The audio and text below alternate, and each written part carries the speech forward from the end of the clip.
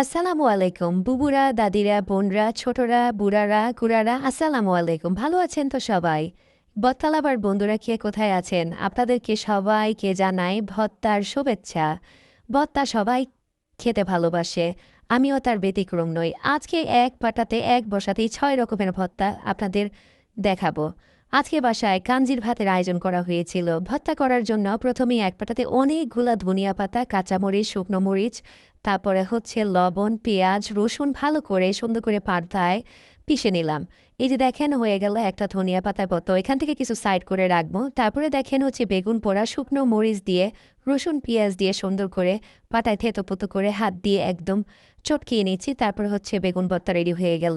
তারপরে দেখাবো আপনাদেরকে আরেকটা ভর্তা, সেটা হচ্ছে রসুন পেঁয়াজ একটু তেলে ভেজে রেখে তারপর ধনিয়া পাতা দিয়ে, এটা হচ্ছে চান্দা শুটকির গুঁড়া তেলে রাখা হয়েছে ওইটার ভর্তা। এরপরে তৈরি করবো হচ্ছে ডালের ভর্তা, মুসুরির ডালের ভর্তা। প্রেশার কুকারে সিদ্ধ করে নিয়েছিলাম। তারপরে হচ্ছে গিয়ে একটু পেঁয়াজ আর একটু ধনিয়া পাতা, একটু শুকনো মরিচ সুন্দর করে হাত দিয়ে মেখে তারপরে সরষার তেল একটু মিক্স করে তৈরি হয়ে গেল আমার হচ্ছে মুসুরির ডালের ভর্তা। আল্লাহ হাফেজ। যে সমস্ত নারীরা এরকম সুন্দর করে মজা করে ভর্তা বানাতে পারে না, আহারে সেই পুরুষগুলা কত দুর্ভাগ্য, তারা মজাদার মুখরোচক ভর্তা খেতে পারে না। এই যে আমার 6 রকমের ভর্তা রেডি। আল্লাহ